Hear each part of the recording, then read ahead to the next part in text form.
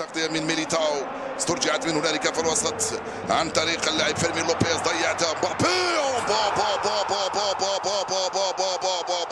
كرة واحدة لعبة واحدة تسديدة واحدة كانت كافية. كيليان نعم اللي كان متوقع هو أن المعركة اليوم بين كيليان امبابي ولامين جمال. لحد الآن التفوق لكيليان. هاي اللعبة وهاي كرة جولير يا جولير يا جولير يا جولير ضيعتها وصلت بالدي دخل راشفورد أرضية بابا جول فيرمين لوبيز وجول.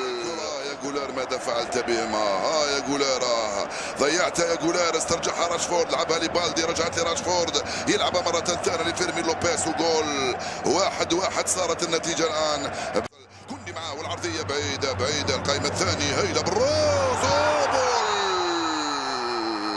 في غفلة أخرى من دفاع برشلونة يأتي الجول الثاني للريال. جول هاي اللعبة وهاي الكرة دخل فينيسيوس على الجهة اليسرى من أمام شوف القائمة. بسم الله الرحمن الرحيم والصلاة والسلام على أشرف المرسلين. نرحب بكم أحبتنا في الله في فيديو جديد. في هذا الفيديو سنتعرف على طريقة تسجيل خروج من حساب جيميل. لكن قبل بداية الشرح ما تنساش تدعمونا بلايك للفيديو واشتراك في القناة حتى يصلك كل جديد من الشروحات. تابعونا. طريقة تسجيل الخروج من حسابك على الجيميل بطريقة سهلة جدا. بندخل على تطبيق الجيميل وبعدها بنضغط على أيقونة الصورة ومن هنا بنضغط على خيار إدارة الحسابات على هذا الجهاز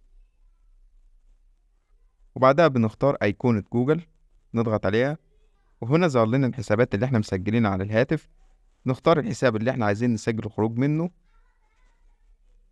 وبعدها بنضغط على المزيد في الأسفل ومن هنا بنضغط على إزالة الحساب.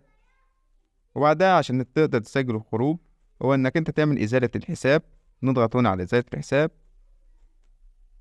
وزي ما حضراتكم شفتوا الحساب بالفعل اتسجل الخروج.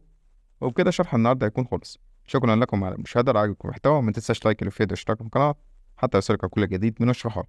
والسلام عليكم ورحمة الله وبركاته.